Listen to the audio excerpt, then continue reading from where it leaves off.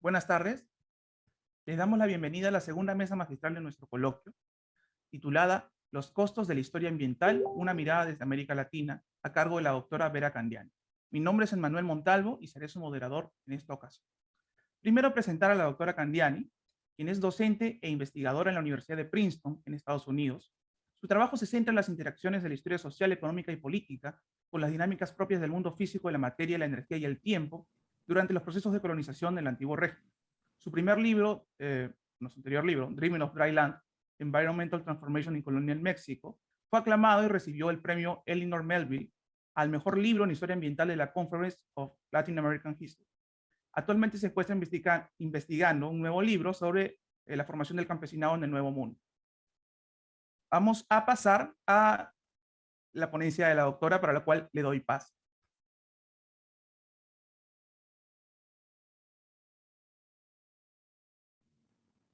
Tengo que... Eso, ya. Ahora sí, se me escucha. Buenas tardes a todos, mis queridos colegas. Ante todo quiero agradecer a Mariana, Emanuel y Vasco y los organizadores de este coloquio, o sea, a los estudiantes de la universidad, de los estudiantes de la carrera de Historia de la Pontificia Universidad Católica del Perú, y a sus directores y directoras académicas. A mí me parece importantísimo fomentar las conversaciones entre estudiantes de historia de distintos países latinoamericanos, como lo están haciendo, y esto no solamente para militar en contra del aislamiento social que se ha exacerbado con la pandemia, y también por consecuencia el aislamiento intelectual, sino también para forjar solidaridades en esta etapa crítica de la historia de la humanidad y de nuestra civilización, en la cual hasta nuestra supervivencia como especie está en disputa. También me toca agradecer la invitación, o sea, agradecerles a ustedes por fomentar este tipo de foro, y también agradecer la invitación, porque para mí es un lujo hablar ante ustedes y con ustedes. Me ayuda a ventilarme del ambiente académico norteamericano y a refrescarme un poco. Así que les agradezco profundamente. Yo tomo la invitación esta como una especie de invitación a provocar. Es casi lo mejor que hago es provocar, en clase y fuera de clase. Si hay algo que hago bien, más o menos yo creo que es eso. Y entonces quisiera comenzar hablando hablando acerca de nuestra atracción por las novedades y los costos que esta atracción ha tenido para nuestro modo de interrogar las relaciones humanas con y dentro de los ecosistemas. En general nos encantan las cosas nuevas y relucientes. Un nuevo sabor, un libro recién salido, una idea novedosa, una nueva planta para el balcón. Nos regodeamos con las novedades sin pensar demasiado en las consecuencias de hacerlas nuestras. Quizá por eso nos entusiasmamos cuando surgen nuevos campos de investigación. Pensar que lejos de los caminos intelectuales conocidos habrá tesoros por descubrir nos seduce y vamos tras las nuevas pistas. A veces estas pistas nos llevan a buen destino. Ocurren revoluciones cognitivas y descubrimientos majestuosos, pero hay otras veces, igual que sucede en la naturaleza, que las novedades pueden tener consecuencias negativas no intencionales. Por ejemplo, los nuevos organismos del viejo mundo introducidos en las Américas devastaron a las poblaciones indígenas y ayudaron a reemplazar ecologías productivas diversificadas y flexibles con arriesgados monocultivos de exportación. Nuevas relaciones capitalistas de propiedad y de producción liberaron a la fuerza de trabajo humana de las ataduras a la tierra y el agua para luego encarcelar esta misma fuerza de trabajo en el trabajo asalariado. Las novedosas políticas del liberalismo tuvieron consecuencias frecuentemente nefastas para las jóvenes repúblicas latinoamericanas del siglo XIX. por no mencionar, por supuesto, las consecuencias de las innovaciones del neoliberalismo moderno. Pero lo que yo propongo no es que nos encerremos en lo conocido, en absoluto. Lo que propongo es que reflexionemos acerca de las consecuencias intelectuales, académicas y políticas de ir tras lo novedoso sin pensar en su proveniencia y su dirección. Propongo que tengamos en cuenta de que por más productivo que sea cada nuevo campo de estudio, necesariamente fragmenta el saber y la interrogación y dificulta nuestra capacidad de darnos una idea de la totalidad y las conexiones que la infunden. No todo cambio de paradigma o campo nuevo formulado entre intelectuales y académicos del hemisferio norte es necesariamente beneficioso para nuestra comprensión del hemisferio sur y su inserción planetaria en la era del colapso ambiental. Permítame explicarles un poquito a lo que voy usando el ejemplo de la historia ambiental. Si bien ya lleva unos 15 años de formalización, de institucionalización, la historia ambiental latinoamericana es uno de esos nuevos campos recibidos con algarabía por prometer una nueva óptica sobre la historia del continente. La Sociedad Latinoamericana y del Caribe de Historia Ambiental, o SOLCHA como se la conoce, fue formada en el 2006 siguiendo dos modelos. El primer modelo, y el más determinante, fue el de la American Society for Environmental History de Estados Unidos, o sea, la Sociedad Norteamericana para la Historia Ambiental, que fue fundada en 1977 en Estados Unidos. Y segundo, el otro modelo fue el modelo de la contraparte europea de esta Asociación de Historia Ambiental, que fue fundada a iniciativa alemana en 1999. A partir del surgimiento de SOLCHA en el 2006, los logros se han multiplicado. Han aumentado las investigaciones y publicaciones en la historia ambiental del continente, se ha expandido la cobertura geográfica y temática de las investigaciones y la docencia, se ha expandido el conocimiento empírico y se ha profundizado la interrogación acerca de la relación entre ambiente e imperialismo, ambiente y capitalismo, cosa que nuestros contrapartes norteamericanos y europeos exploran poco para sus propias regiones, es decir, la investigación del imperialismo y sus implicancias socioambientales no es necesariamente su tema preferido, siendo que son sedes del imperialismo. Y todos estos avances tras la formación de SOLCHA son indiscutibles. Pero hay otro lado, y es que la institucionalización de la historia ambiental latinoamericana también ha resaltado las diferencias que existen entre el norte y sur del continente en la aproximación a la interrogación histórica. Estudiosos tales como el mexicano Alejandro Tortolero Villaseñor, especialista en tecnología hidráulica y usos de la tierra, o el geógrafo argentino Carlos Reborati, que trabaja en la historia ambiental del Río de la Plata, han comentado que es ingenuo representar a la mirada histórica latinoamericana sobre las relaciones humanas con los ecosistemas como si fuesen una novedad que surgió solamente tras la fundación de SOLCHA y siguiendo el modelo norteamericano. Para ellos y para mí es un error pensar que esta óptica socioecosistémica o histórico-socioecosistémica no existía en o sobre América Latina antes de la influencia de la historia ambiental norteamericana y la institucionalización de SOLCHA. La mirada histórico-ecosistémica latinoamericanista viene en realidad de larga data. Tiene orígenes multidisciplinares y tiene raíces en tradiciones intelectuales que favorecían y favorecen los análisis sistémicos, totalizantes y capaces de proponer visiones abarcadoras de las dinámicas del pasado en base a estudios empíricos. Entre las fuentes disciplinares de esta óptica latinoamericanista ambiental que precede a la institucionalización de la historia ambiental, debemos incluir tanto a latinoamericanos como a europeos y a estadounidenses.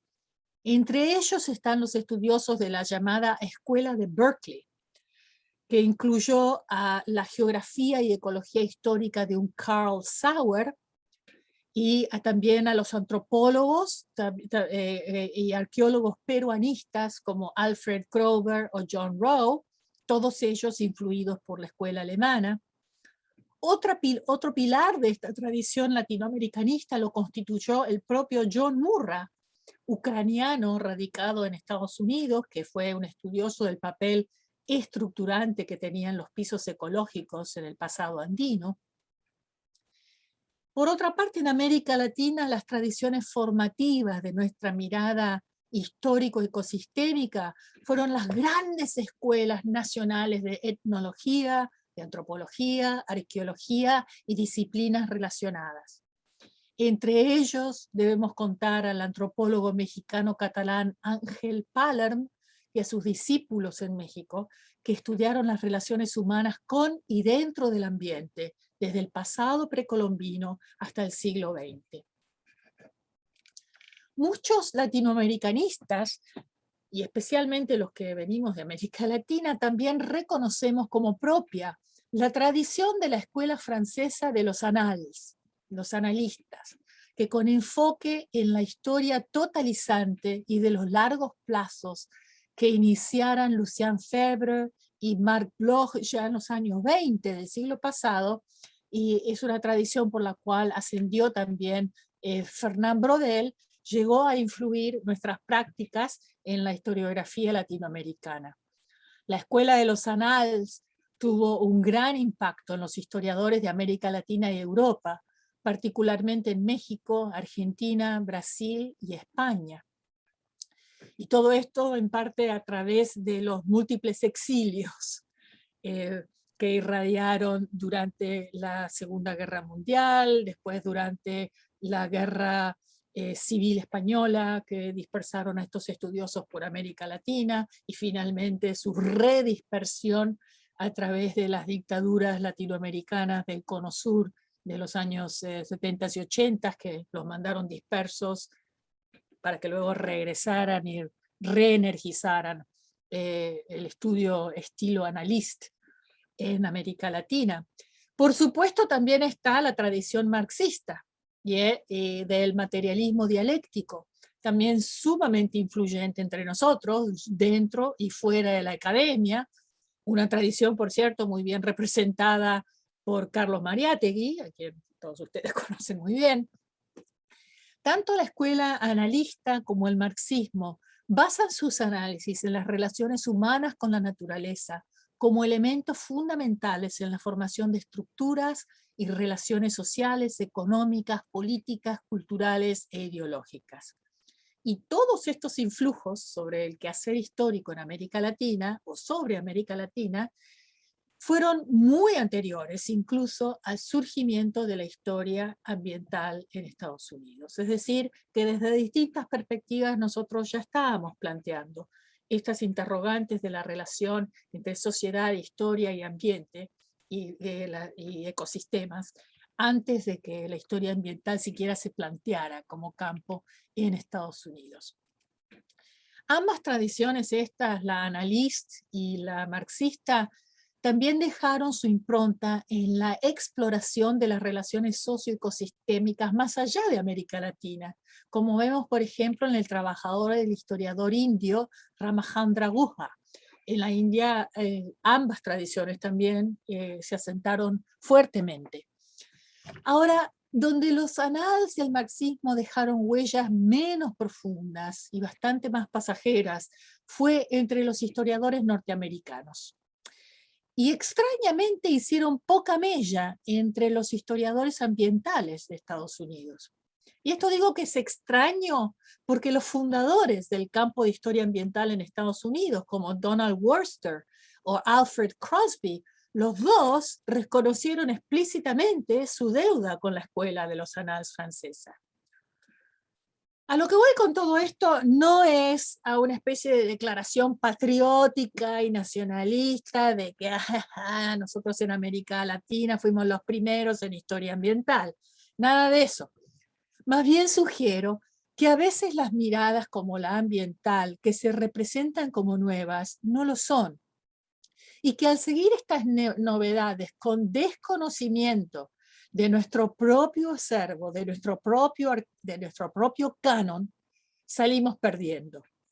No se trata de reconocer nuestra deuda con las tradiciones intelectuales de análisis entre humanos y ecosistemas así al pasar, meramente mencionando los nombres de estos estudiosos en los preámbulos de nuestros escritos. Se trata más bien de usar activamente las lecciones que estos estudiosos nos han legado, de volver a leer a gente como el antropólogo mexicano Ángel Palerm, que ya mencionó, sobre todo sus Agricultura y civilización en Mesoamérica de 1972, o sus obras hidráulicas prehispánicas en el sistema lacustre del Valle de México de 1973, que en lo personal han sido altamente influyentes, y activar las recomendaciones de un estudioso como Ángel Palerm, que le hacía explícitamente de la necesidad de integrar teoría y praxis. Palerm era un tipo profundamente infundido de la teoría y el método marxista, pero al mismo tiempo era campeón de los trabajos de campo y de la necesidad de la investigación archivística y en el campo.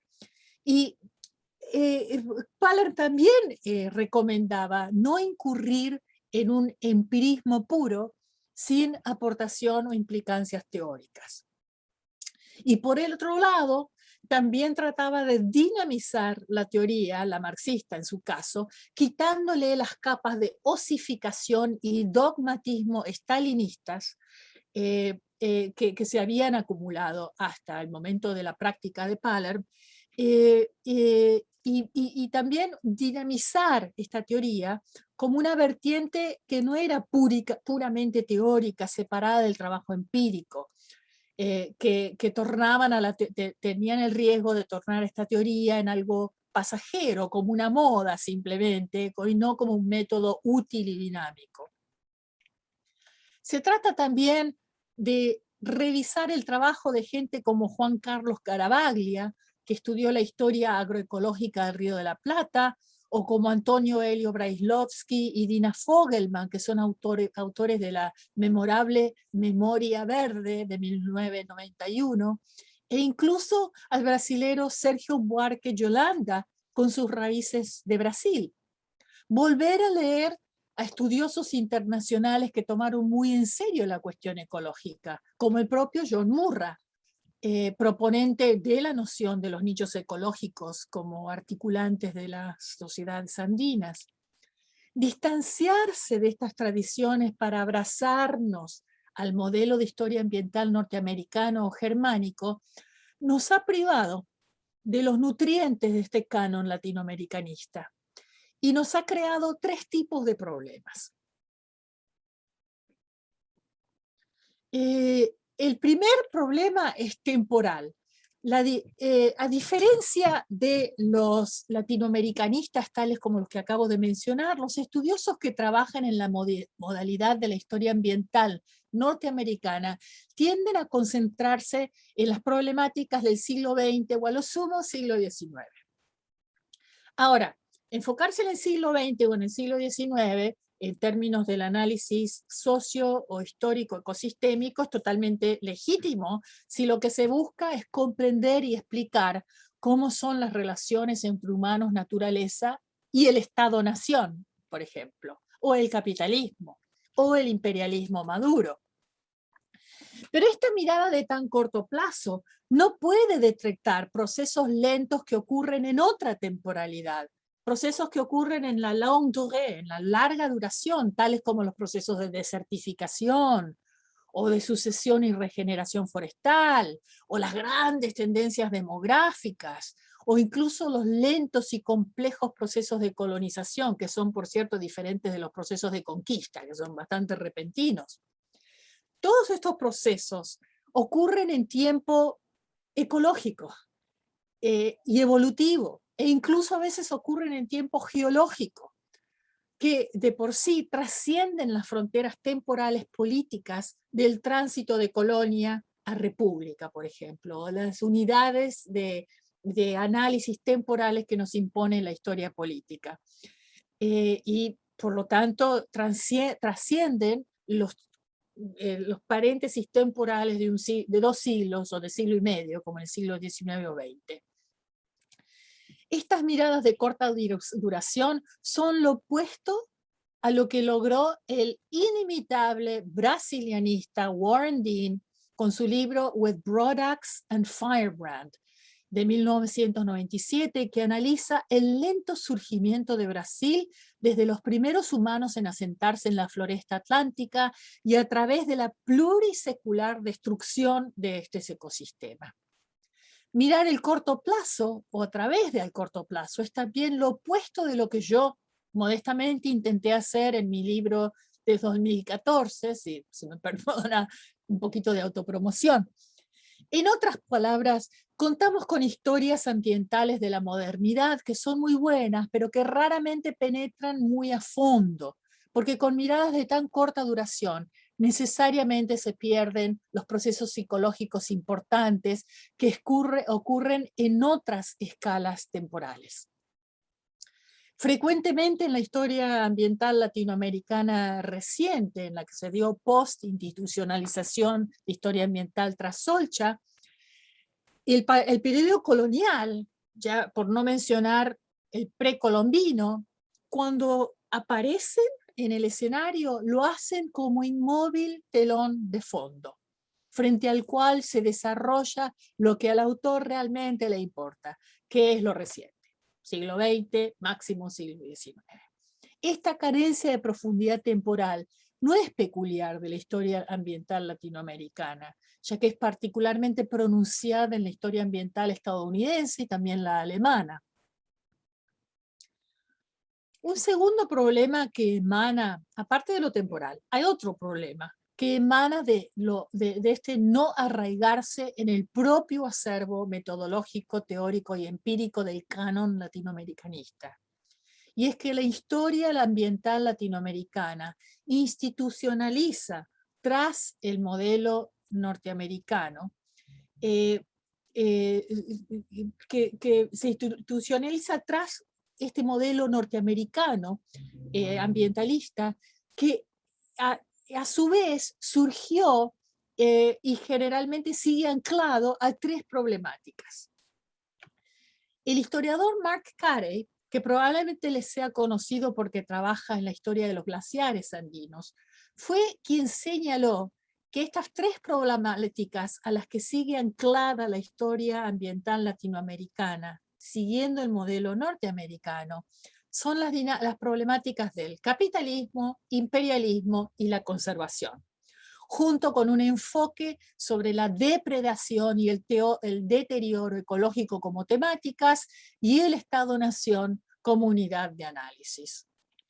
Para Carey, estas tendencias que se dieron en la historia ambiental latinoamericana actual eran un verdadero y son un verdadero lastre al desarrollo y profundización de este tipo de historia, porque reducen el análisis histórico-ambiental a narrativas de tragedia ambiental y de expoliación imperialista del continente, que moralizan más que explicar los procesos históricos. Se enfocan más en decir lo que está bien y lo que está mal, celebrar o condenar, que en explicar, analizar los procesos históricos. Muy agudamente, Carey nos preguntaba si no existen otras formas de interacción humana con el ambiente, aparte de la deforestación, la erosión, la contaminación, la destrucción, o en el mejor de los casos, la salvación de la naturaleza. Es decir, la protesta de Carey era en contra de una historia que en vez de explicar, narraba, arguía, describía y para colmo moralizaba y distinguía entre buenos y malos. Es posible que esto sea una exageración de mi parte de lo que decía Carey, pero es cierto que en la historiografía ambiental reciente sobre Estados Unidos, Europa y América Latina persisten tendencias al presentismo, a analizar lo reciente al presente. Y también existe una cierta moralización del análisis. Y ambos, el presentismo y la moralización, el esfuerzo por decir esto está bien y esto está mal, ambas son contraproducentes al enriquecimiento teórico y a la elaboración de marcos explicativos profundos y abarcadores. La moral se contradice porque como juzga y categoriza, se contradice con la investigación. Para entender cabalmente las implicancias de aceptar la novedad que en su momento implicó el modelo norteamericano de historia ambiental, es preciso ver un poco de dónde salió este campo en su lugar de origen, en Estados Unidos. La American Society for Environmental History se formó justo cuando ocurría el desbande de lo poco que quedaba del materialismo histórico, o sea, del marxismo en Estados Unidos. Y cuando tanto la vida política como la intelectual empezaron a centrarse en el yo, en lo individual y en las identidades. Fue básicamente el momento del giro cultural, de los inicios de la historia cultural en los años 80. En esos momentos, la investigación histórica norteamericana impulsó el estudio de las relaciones e identidades pasadas y presentes en las áreas de género, de raza, de sexualidad, por ejemplo, y lo hizo en parte como reacción al olvido en que estas temáticas estaban sumidas en la tradicional historia política, económica y social. Y este giro cultural fue beneficioso, fue productivo en su momento. Luego, con el pasar del tiempo, ya para los mediados de los años 90, el giro cultural empezó a estancarse y a reproducir básicamente, a ser repetitivo de las investigaciones iniciales, buscando sus espejos en distintos contextos y entre otros grupos, pero sin realmente aportar novedades teóricas o metodológicas o incluso realmente empíricas. Pero lo que ocurrió en Estados Unidos con el tiempo, con la implantación de este giro cultural, fue la relegación del estudio del mundo material y de las relaciones humanas en este mundo material y determinado en parte por las relaciones materiales de producción y de intercambio y todas las fuerzas que se desarrollaban en este ámbito a un segundo o tercer plano. Los que retomaron estas temáticas relegadas por la historiografía culturalista de los años 80 y 90 fueron precisamente los historiadores ambientales. Fueron los que se encargaron, o los que fueron encargados, de estudiar las relaciones que el giro cultural ya no tenía como interés central. Esto es importante porque este giro o este enfoque materialista que tuvo la historia ambiental desde sus inicios en Estados Unidos, hay que recordar, ocurre simultáneamente con el abandono del marxismo, es decir, el método que es por definición dialéctico materialista. En nuestra época, los problemas socioambientales son cada vez más graves y de difícil solución. La urgencia de bregar con estas realidades nos empuja a una historia activista que es bien intencionada, pero que a veces analíticamente es superficial, donde la intención es más bien celebrar a los luchadores más que explicar los procesos de cambio histórico-ambiental. Y esto fue algo que, esta fue una característica que compartió el desarrollo de la historiografía ambiental norteamericana, en cierta forma.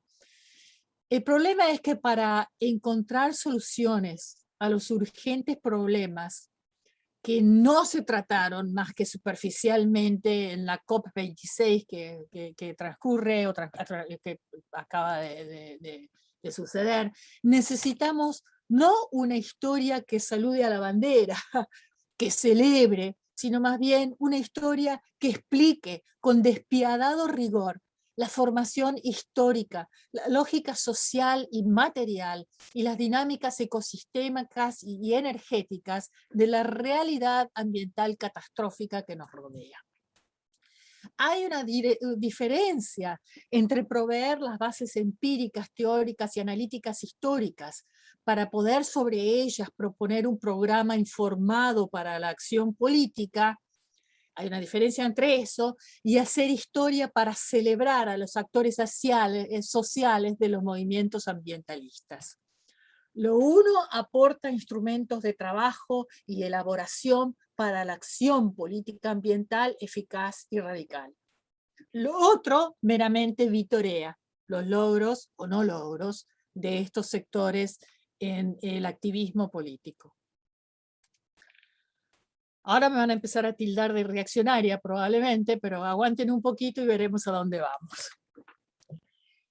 No hace mucho, una historiadora cuyo trabajo sobre los bosques en México admiro bastante, propuso que la responsabilidad de los historiadores ambientales era fusionar la historia ambiental con los estudios de los movimientos de justicia ambiental.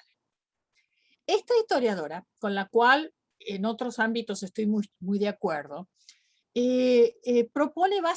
propuso básicamente que la historia debe ser útil. Y yo en eso estoy totalmente de acuerdo. Pero no estoy de acuerdo con la propuesta normativa de que los analistas de la historia ambiental debemos inyectar el activismo en nuestros análisis. Seguir esta recomendación sería responder a la pregunta que planteaba Carey, es decir, a la pregunta de que si no existen otras formas de interacción humana con el ambiente que no sean la deforestación, la erosión, la contaminación, la destrucción, o en el mejor caso la salvación, y que por lo tanto no existen formas de analizar las relaciones histórico-ambientales que no sean parte de esa narrativa o de destrucción o de conservación. Seguir la recomendación normativa que propone esta historiadora sería responderle a Carey a esta pregunta un rotundo no, absolutamente no, no hay otra forma de hacer historia que no sea denunciante, acusatoria o celebratoria. Es decir, nos impediría seguir esta recomendación normativa de la síntesis entre el activismo y el análisis histórico, o la infusión más bien del activismo dentro del análisis histórico, nos haría bastante difícil el trabajo, porque ¿qué hacemos entonces con esta normativa frente a los casos históricos en los que los humanos se relacionan con la naturaleza en formas que no son ni expoliadoras, ni destructivas, y por lo tanto malas, ni conservacionistas, y por lo tanto buenas? Si solamente podemos hablar desde el punto de vista de la justicia ambiental, no vamos a poder analizar las relaciones histórico-ambientales pretéritas, o que no entren de este esquema maniqueo moral entre el bien y el mal. Es decir, quedaría sin analizar todos aquellos fenómenos que no tengan que ver con el protagonismo del subalterno, la resistencia y demás fenómenos. Un peligro de restringir nuestras indagaciones de esta forma es que nos priva de instrumentos para analizar situaciones, difíciles situaciones, en las que la justicia humana se contradice con los requisitos de vida para otras especies, animales y vegetales, o incluso los requisitos de vida de otros grupos humanos. Estas contradicciones entre los requisitos de vida humanos bajo el sistema capitalista y los de otras especies se han estado multiplicando y acelerando exponencialmente, como bien denunciaban todos esos bla bla bla de la COP26. Y entonces, ¿cómo hacemos nosotros? ¿Cómo respondemos analíticamente a situaciones en las cuales son los oprimidos que en su búsqueda de justicia e igualdad de acceso a los recursos humanos contribuyen a la destrucción de los ecosistemas. ¿O qué hacemos analíticamente si la receta es, tenemos que resaltar el activismo, el subalterno y la resistencia y la justicia social? ¿Cómo respondemos analíticamente cuando la lucha por satisfacer los derechos que los humanos han declarado como particularmente propios, como por ejemplo el derecho a la reproducción, a la cultura propia y a una economía en constante expansión que genere abundante empleo y oportunidades de consumo, cuando todo eso se contradice con los requisitos básicos de supervivencia de otras especies y otros ecosistemas? ¿Qué hacemos analíticamente cuando estamos frente a esas contradicciones si la receta es ser activista, ser pro subalterno, pro justicia social? ¿Cómo hacemos para analizar problemáticas como estas, que ahora nos están llegando hasta el cuello, si nuestro objetivo como historiadores es el de abogar por nuestra especie? Si nuestro objetivo como historiador es el de celebrar las luchas por la justicia humana. Centrar el objetivo de análisis histórico en la justicia humana, ¿no será un ejemplo de lo que Warren Dean llamó incisivamente narcisismo de especie? A mí me parece que lo es, porque antepone las necesidades humanas a las del resto del mundo vivo, ya que se trata básicamente de poner la historia al servicio de los autodeclarados derechos de los humanos sobre la naturaleza, al servicio de nuestro dominio de la naturaleza. Es decir, equivale a pensar en los humanos como totalidad y como clases de una sociedad mundial capitalista de manera no ecosistémica, como una especie con una civilización que tiene un derecho y un destino especial de supervivencia por encima del resto de la naturaleza. Destino y derecho que yo en particular creo que no tenemos. La ironía en todo esto es que varios de los estudiosos que mencioné que son parte de nuestro canon, Murra, Paller, Garavaglia y sus respectivas generaciones, estaban profundamente comprometidos con las causas más progresistas y a veces hasta revolucionarias de su época. Y frecuentemente estaban comprometidos a riesgo de sus propias vidas, pasando por el exilio y la prisión, no desde sus aulas académicas. Hicieron todo esto sin hacer de sus causas políticas el tema de universo de su análisis, sin transformarlas en receta. Y al contrario, buscándole las causas profundas a los procesos históricos para poder darles soluciones igualmente profundas, o sea, radicales, a las problemáticas de su época. Estudiosos como estos pudieron ver a dónde iban analítica y políticamente, precisamente porque se rehusaron a enfocarse analíticamente en la cuestión de los derechos o la justicia en el pasado o en su presente, precisamente para poder entenderlo desapasionadamente y objetivamente a su presente y poder explicarlo y poder proponer soluciones basadas en el análisis de la historia y en el archivo histórico de prácticas que funcionaron y que no funcionaron en el pasado. Aclaro con todo esto, por si hay dudas, de que yo pertenezco a la tradición marxista y que creo que la única solución que tenemos como especie y como planeta es reemplazar al sistema capitalista de forma revolucionaria, como parece necesario, por uno centrado en las necesidades tanto humanas como ecosistémicas y que necesariamente será más austero que el que conocemos. Por lo tanto, lo que propongo no es que nos ahuyilemos de las luchas de nuestro tiempo. Al contrario, mi propuesta es que la mejor manera de encontrarle solución a los dilemas actuales no es juzgarlos moralmente en base a derechos, sino entender cómo llegamos hasta aquí y hacer esto con un análisis despiadado de todos los actores y realidades del pasado para elaborar más claramente una política para el presente.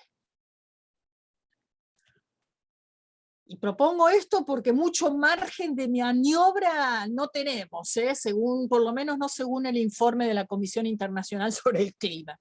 10, 11 años nos dan. El reto es cómo hacer una historia útil de y para América Latina y el resto del mundo en la encrucijada en la que estamos. El reto es sustraer el activismo del análisis precisamente para que el análisis sea más diáfano y profundo y riguroso y despiadado y nos sirva mejor para las transformaciones que todos nosotros, humanos y naturaleza, necesitamos urgentemente. Para mí el trabajo histórico que celebra, que realza el rol de quien resiste, que aboga por esto o por aquello, es contraproducente, porque no es una alternativa a la historiografía nacionalista y liberal.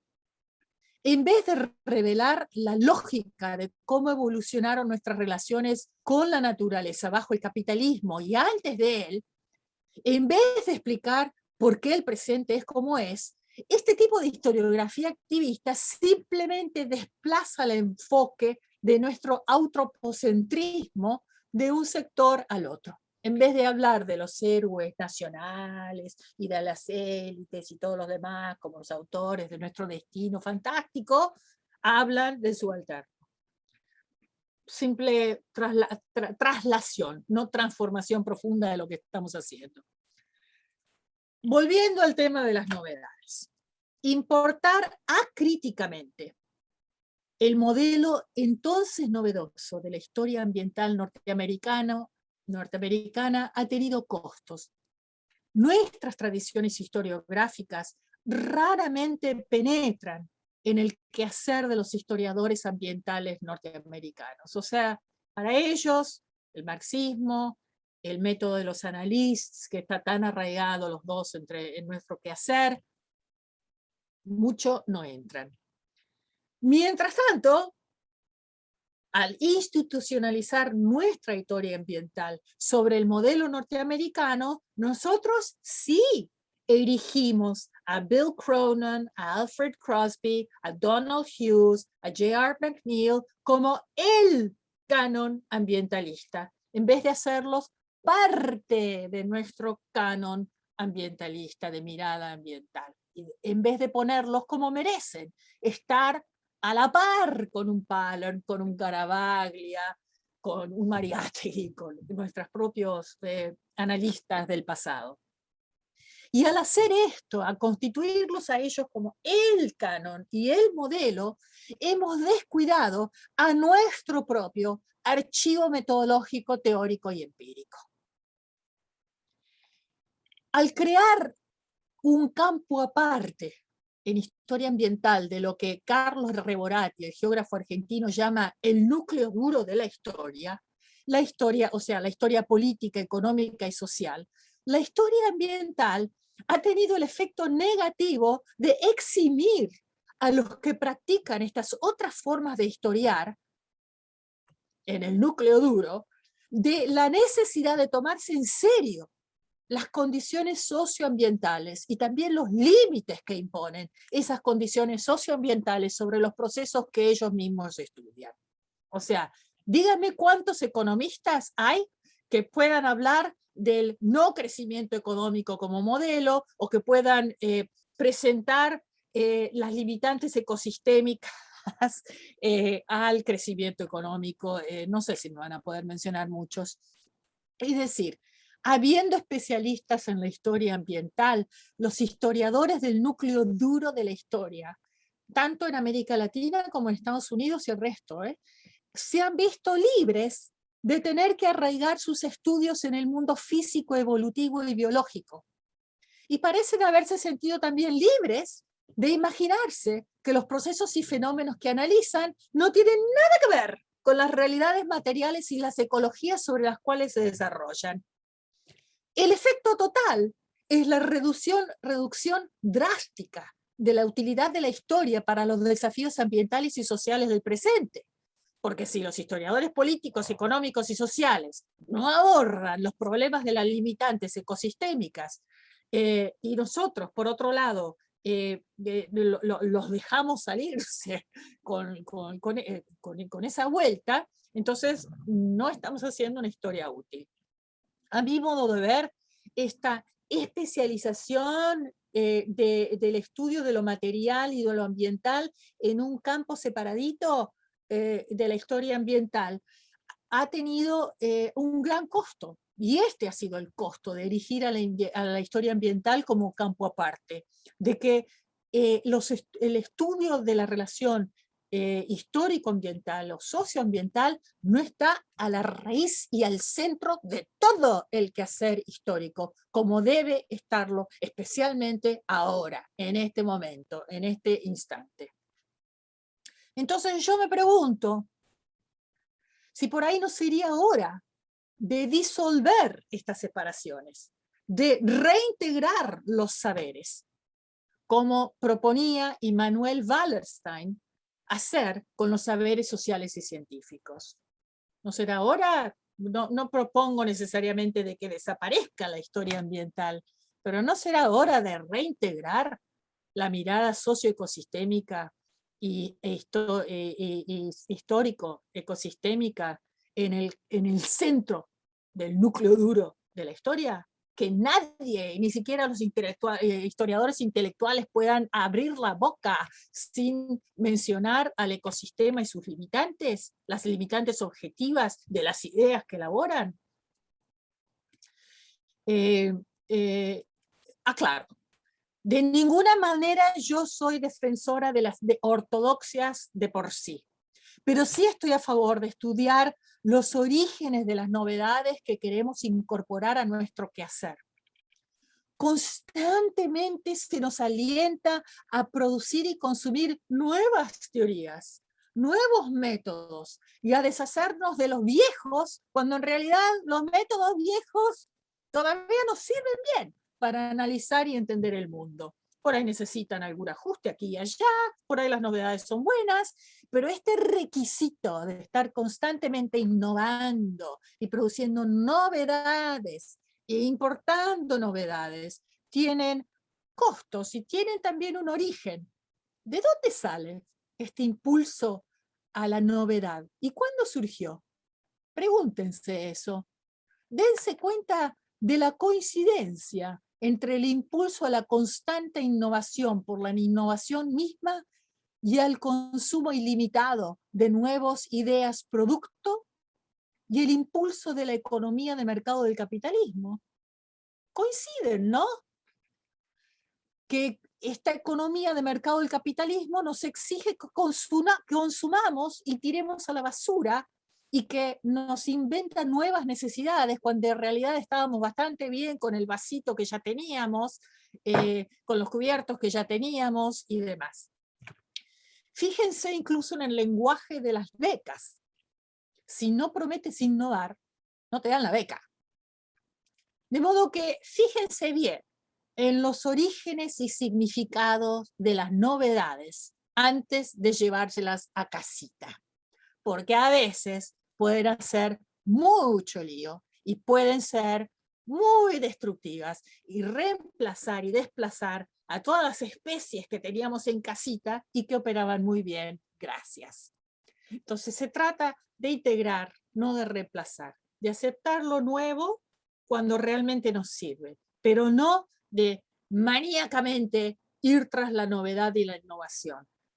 Y he dado el ejemplo de la historia ambiental como algo que ha sido beneficioso, pero que también ha tenido sus costos. Así que cierro ahí para no explayarme más y para darle tiempo a los compañeros y a los colegas que quieran hacer comentarios o preguntas. A ver qué pasa en la discusión. Muchas gracias. Muchas gracias, doctora Candiani. Ahora vamos a pasar a la ronda de preguntas. Hay varias preguntas ahora en el chat. Voy a tratar de resumirlas un poco, porque hay bastantes. A ver. Primero. ¿Soy yo el que tiene que ir al chat o son No, ustedes yo lo voy a decir, no se Ah, ok. preocupe. Sí. La primera pregunta es de José Mogrovejo. Dice, eh, el darles un lugar a los latinoamericanos en su propio pasado, como se ha preguntado Mark Carey, no solo podría aprovechar las posibilidades de estudio que ha traído la impronta del giro cultural en las humanidades y ciencias sociales, sino también lo que conceptualiza desde el mundo de las ideas. ¿Considera usted que el paradigma de la ciencia criolla, como en los trabajos de Stuart McCook, entre otros, puede resultar útil para comprender los vínculos del pasado entre la naturaleza y las sociedades latinoamericanas desde una mirada de larga duración, sin reducir el espectro de posibilidades de estudio al enfatizar las perspectivas de las élites científicas?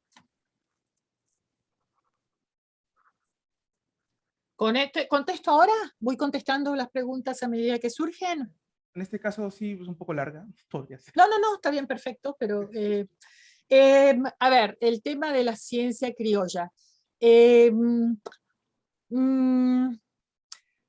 ah, ok, esto me resulta un poco difícil porque yo tengo un poquitito de problemas también con la historiografía de la ciencia y la técnica latinoamericana, porque me parece que parte del impulso de la historiografía de la ciencia y de la tecnología latinoamericana, que ella sí hunde sus raíces en el mundo colonial, por suerte, y tiene una mirada de larga duración, ha, rescatado el quehacer tecnológico peculiar y los universos científicos que se desarrollaron en América Latina y ha producido, nos ha traído a la superficie cosas que no figuraban en la narrativa oficial y eurocéntrica del desarrollo de la ciencia y de la técnica. Todo esto está muy bien. Lo que no está muy bien es que, como señala incesantemente Jorge Cañizares Esguerra, por mucho que protestemos de que nosotros también fuimos parte del proceso de formación de las técnicas y de la ciencia, el mundo iberoamericano necesariamente sigue relegado de la historiografía central de la técnica y de la ciencia y somos segundones. Entonces, eso por un lado. Pero por otro lado, creo que esta historiografía con su énfasis en la ciencia criolla ha tenido sus propios riesgos. Y es un riesgo de nacionalismo, un riesgo de,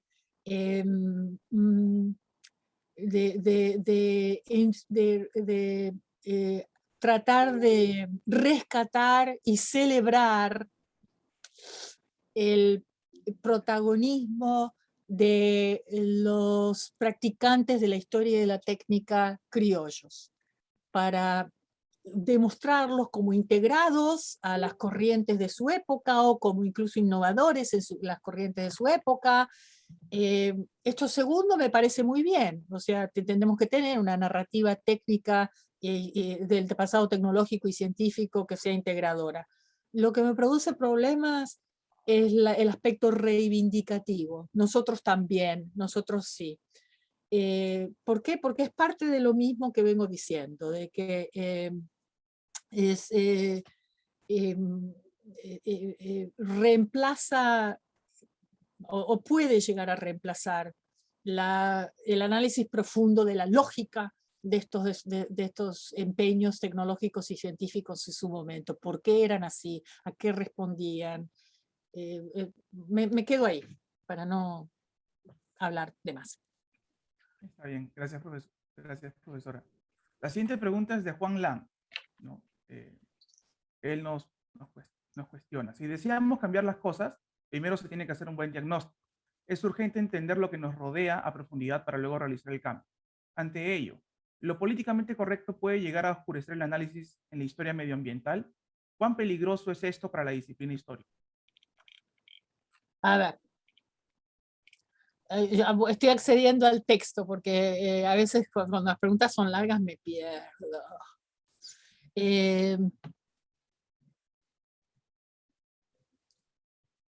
Sí, la respuesta corta es sí.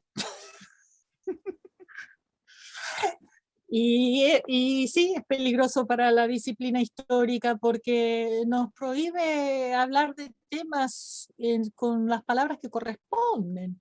Es decir, el caso extremo se da, por ejemplo, en el ámbito académico norteamericano, donde, por ejemplo, hay profesores que dictan letras norteamericanas del siglo XIX, por ejemplo, y tienen que analizar obras como la de Mark Twain, donde aparecen palabras insultantes, ahora insultantes y siempre insultantes, para designar a la gente negra, y tienen que enseñar la obra sin mencionar la palabra que el propio autor escribió en la obra. O sea, hay que dar unos circunloquios para analizar la obra que terminan siendo un no análisis de la obra o arriesgan un no análisis de la obra. Y aquellos profesores que incurren en la infracción de leer la palabra esta insultante porque es parte del texto que están analizando, frecuentemente incurren en la cólera del estudiantado que corre directamente a la administración de sus universidades a exigir el despido de estos profesores. O sea, si hay algo que interfiere con la investigación despiadada del pasado y de las temáticas es la autocensura. Una cosa es tener cuidado de no ofender. Otra cosa es censurar y ir recortando cada vez más la realidad como está dada sobre un texto que estamos analizando para no incurrir en ofensas. O sea, no sé, viste, entre el colapso ambiental y la ofensa me quedo con el problema del colapso ambiental. Muchas Sí, gracias. o Sí. sea, ahora me van a colgar. Yo sé que si esto se llega a difundirse, pero creo que hay que tener cuidado con el estudiantado y ser sensible a las necesidades y subjetividades del estudiantado, pero no censurar temáticas. La siguiente pregunta es de Vasco Chaparro. Según su perspectiva, ¿en qué medida han evolucionado los estudios urbanos y su abordaje desde la historia medioambiental? A ver, voy a buscar el texto. Hoy no lo encuentro. A ver, ¿me lo lees otra vez, por favor? Sí, que me la han mandado por interno. Ah, ¿En qué ok. ¿Cómo medida, es entonces? A ver. en qué medida han evolucionado los estudios urbanos y su abordaje desde la historia medioambiental? Bastante. Eh, pero no tanto para el mundo colonial, por lo menos no en la historiografía oficial ambientalista latinoamericana, porque en general el mundo colonial sigue marginado. Quizá en parte porque hacer paleografía es difícil. Y entonces, mejor no la hagamos. Pero hay bastante para lo moderno. Se me ocurren, como yo me enfoco bastante en México, me he enfocado bastante en México. Están, por ejemplo, Matthew Witz o Michael Wolff o Chris Boyer. Bueno, Chris Boyer no tanto sobre lo urbano. Y recientemente Germán Vergara, que hablan sobre problemáticas urbanas. Vergara en base a la energética y la industrialización. Matthew Witz en base a los problemas de desecación de la zona lacustre de México en el entorno urbano del siglo XIX y XX. Hay bastante, pero es moderna. Es moderna. Carlos Reborati en Argentina sobre Buenos Aires. Desconozco un poco el quehacer peruano, así que no les podría mencionar. Y además como que lo moderno, a mí me gusta lo colonial. La gente de mi época mucho... me quedo ahí, eso es lo que puedo responder. Pero sí hay. Y también para los norteamericanistas y los europeístas. Hay mucho. Muchas gracias. La siguiente pregunta es de Lucía Provencio. ¿De qué manera se puede abordar los estudios medioambientales de las colonias americanas entre los siglos XVI y XVII? ¿O qué ¿De las categorías? qué? Perdón, ¿podés repetir que se me perdió una palabra? De las colonias americanas Ah, entre los siglos XVI y XVII.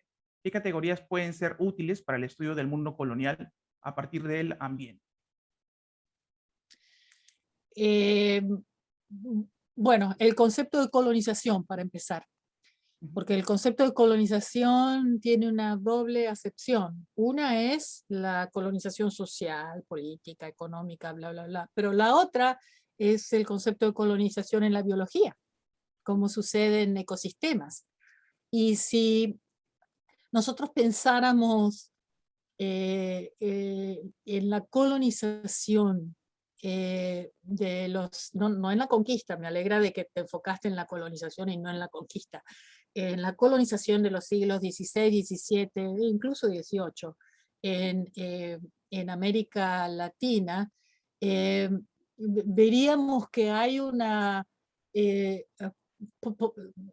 seguirlo desde la perspectiva o sea, tratar a los humanos como si fueran especies biológicas que colonizan el terreno y entenderlos como si fueran colonizadores ecosistémicos. Y como se entiende la colonización en la biología, por lo menos a mí me ha ayudado mucho para entender cómo van penetrando grano a grano, litro a litro, las relaciones de propiedad, producción e intercambio capitalista en la tierra, la biota, el agua del continente durante esos siglos. Y cómo por otro lado funcionan, aparte de esta penetración o en resistencia a esta penetración, los sistemas basados en los sistemas de reproducción social de la clase campesina, cuyos objetivos no son la producción de bienes para el mercado en general, sino, o sea, por lo menos esa no es su prioridad, sino su propia reproducción social. Entonces, su utilización de cada unidad de agua, cada unidad de tierra, cada unidad de tiempo y de energía es muy diferente a aquella que procede del sistema capitalista que necesita crear bienes para el intercambio comercial, para la realización de la ganancia, ¿no? No sé si eso ayuda, pero a mí me ayuda a pensar en esa óptica biológica para entender cómo penetra y cómo funcionan estos sistemas contradictorios de operar en ecosistemas. Un sistema campesino que busca la subsistencia y un sistema, o sea, precapitalista, y un sistema que cada vez más es caracterizado por el capitalismo. Espero que ayude eso. Tengo un ensayo que salió en bueno, si se les interesa, me avisan y se los mando, porque es de difícil acceso, porque está en el Oxford Handbook of Mexican History. Es un ensayo acerca de la colonización y ambiente en la historia de México, la historia colonial de México. Entonces ahí es donde explico mejor estas dinámicas. Si les interesa, me escriben y se los mando. Ya. Muchas gracias, doctora. La siguiente pregunta es de Alfredo Villanueva. ¿En qué medida los conocimientos locales actuales de medio ambiente permitirían mejorar o afinar nuestra comprensión del pasado? Entiendo que Murray hizo estudios etnográficos y medioambientales en comunidades andinas para su propuesta de pisos ecológicos.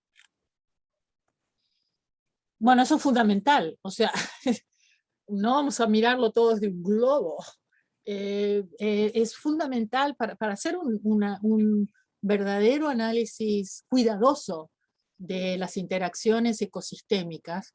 Es importante, por un lado, una teoría, un marco teórico que entienda los procesos como procesos globales, ¿no? No digo globales en el sentido planetario, sino como procesos englobantes, abarcadores, y que también ayude a entender cuáles son las motivaciones de clases y modos de reproducción social de las distintas clases y cómo eso se relaciona con los ecosistemas, con su relación con los ecosistemas y en los ecosistemas. Eso por un lado, o sea, lo amplio. Pero es muy difícil entender cómo funcionan realmente y cómo esa teoría se traduce en realidades, o cómo las realidades encajan con las teorías, o las contradicen a veces, y hay que, por lo tanto, que reformular, sin hacer estudios empíricos locales. No se puede realmente. O sea, no si lo que realmente querés entender son las dinámicas mismas del funcionamiento del ecosistema con sus pobladores y con la gente que vive en él o alrededor de él. Medio difícil. A veces es imposible hacer eso, porque, por ejemplo, en mi caso, vas a hacer historia colonial. ¿Cómo hacer para ir a un entorno que ya no existe? Es difícil, lo tenés que recuperar a través de la documentación, la cartografía, ciertos métodos de ascensión antropológica, pero siempre hay que intentar. Muchas gracias. La siguiente pregunta es de José.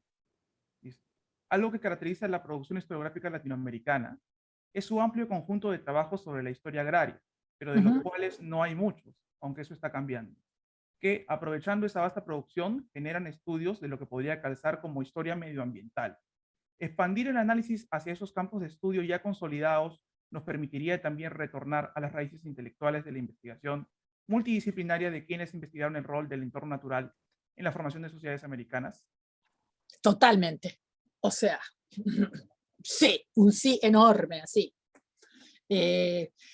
Y en parte porque, bueno, porque por definición los estudios del pasado agrícola o del presente agrícola y del entorno rural, porque no todo lo rural es agrícola, necesariamente involucraba estudios de las relaciones materiales, estudios de cómo funcionaban los cultivos, cómo funcionaban las adaptaciones de los cultivos, la aclimatación, la no aclimatación, los injertos, las nuevas especies, los instrumentos de labor, la forma en la que se revolvía la tierra, la erosión, las terrazas, la irrigación. Todo eso es la carne y hueso de la historia ambiental, o sea, se tiene que alimentar de esa